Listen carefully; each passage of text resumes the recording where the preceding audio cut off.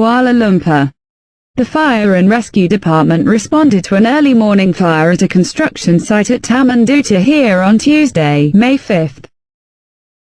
Operations Commander Nurul Jumatulaili Nadira Ibrahim said the operations center received a distress call at 1:02 a.m.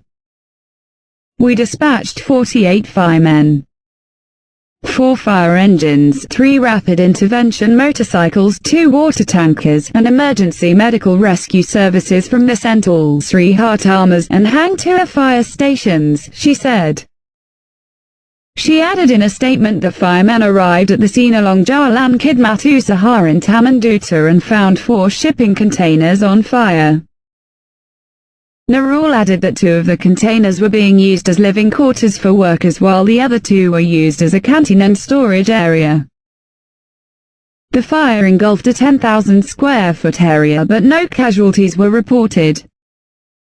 We managed to put out the fire at around 3:15 a.m., she said, adding that the cause of the fire was being investigated.